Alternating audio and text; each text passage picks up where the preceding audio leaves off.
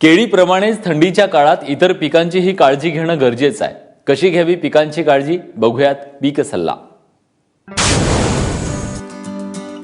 गहू पीक सध्या वाढीच्या अवस्थेत आहे। या काळात पिकात तणांचा प्रादुर्भाव होण्याची शक्यता असते।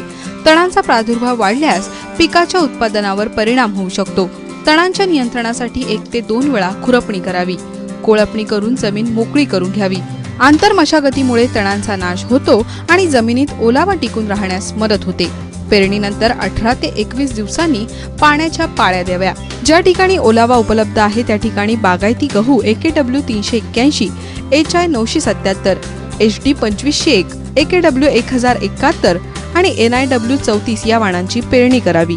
पेरणीपूर्वी बियाण्याला एझोटोबॅक्टर आणि PSP 250 ग्रॅम या प्रमाणात 10 किलो बियाण्यास चोळावं। वेळेवर पेरणीसाठी हेक्टरी 100 किलो तर उशिरा पेरणीसाठी हेक्टरी 150 किलो बियाण्याची गरज लागते।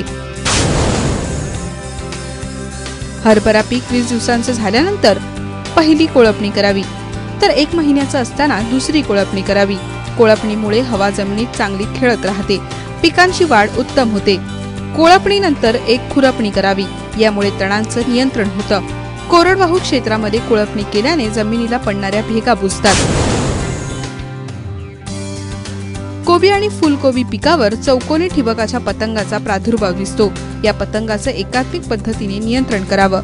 फुलकोबी प्लॉटच्या 4ही बाजूने मोहरी पेरावी।